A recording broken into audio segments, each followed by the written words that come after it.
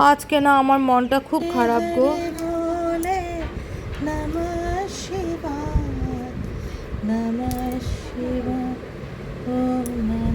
মন খারাপের কারণটা হলো আজকে শাশুড়ি মা আলিপুরদুয়ারে যাচ্ছে, সাথে আমার ছেলেও যাচ্ছে মাকে দিতে। আমার মানে এখন ঘরটা একদম আমার ফাঁকা হয়ে গেল। এতদিন ঘরটা গম গম গম গম করছিল। সকালে উঠে তাড়াতাড়ি আজকে পুজো দিয়ে দিলাম, কারণ আমার মেয়েও আজকে স্কুলে যায়নি, ওকে পড়ানোর জন্য ঘরে রেখেছি। মার রেসিপিতে তৈরি করলাম পনির। সে পনিরের মধ্যে সমস্ত রকম তৈলবীজ, পোস্ত, কাজু বাদাম, তিল আর চার মগজ দিয়েছি, সাথে দিয়েছি জয়িত্রী, জায়ফল, এলাচ, দারচিনি আর অল্প একটু কিশমিশ।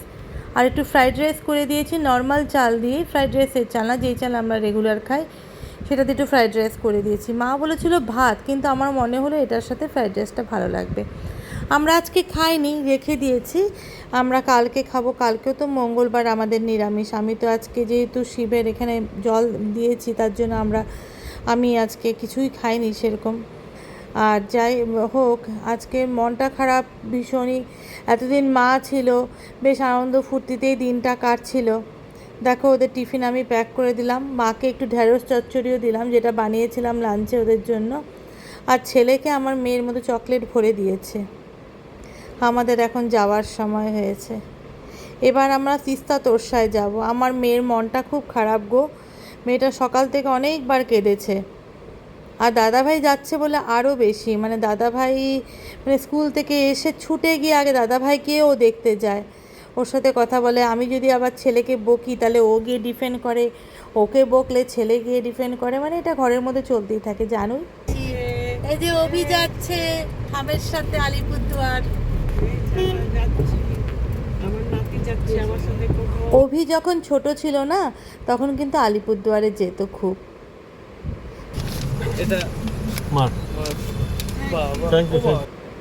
দেওরের অফিসে এসেছিলাম, ওর অফিসে একটু মার কাজ ছিল, ওই কাজটাও মেট্রোপলিটনে ওর ব্রাঞ্চ, ওখান থেকে কাজ করে আমরা আবার শিয়ালদার মুখে যাচ্ছি। যেটা বললাম, আমার ছেলে কিন্তু আগে যেত, আমার মার সাথে চলে যেত দাদুর বাড়িতে, ওখানেও 1 মাস সামার ভ্যাকেশনে থাকতো। কিন্তু বড় হওয়ার সাথে সাথে এগুলো বন্ধ হয়ে গেল, তারপরে ওর বোন হলো, তারপরে আর এগুলো তো যায় না। তো অনেক দিন বাদে ও এবার একাই যাচ্ছে, আর ফেরার সময় একাই আসবে, ওর মাসি মেশে উঠিয়ে দেবে। আর শিয়ালদায় এরকম নতুন এই ছাতার মতন এটা করার পর আমি আর আসিনি। এসেছি হয়তো রাত্রেবেলা, যাই না পদাতিকে বেশিরভাগ আমাদের সব। আমার শাশুড়ি মায়ের খুব ঠান্ডা লাগে, মানে ট্রেনের কম্বলও হয় না, মা নিজের কম্বল নিয়ে আসে, ওগুলো করে ভাঁজ করে এখন গুছিয়ে টুছিয়ে দিয়ে আসবে। আর মিমির খুব মন খারাপ বলে মিমিকে একটু মানে ব্রাইব দেওয়ার চেষ্টা করা হচ্ছে সব কিছু দিয়ে। দেখো না মুখটা দেখো, এখনই কেঁদে ফেলবে ও।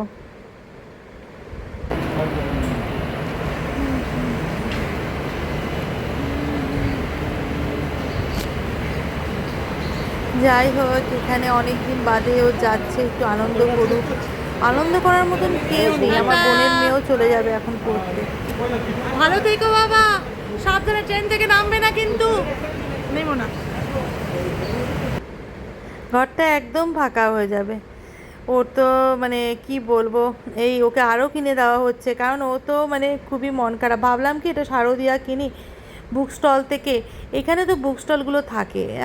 এমন দৌড়ে দৌড়ে বাড়ি ফেরত এলাম, ভাস্করের অফিসের কাজ আছে। দেখো এখানে কিয়ক্সটা, নতুন ফুড কিয়ক্স করেছে একটা।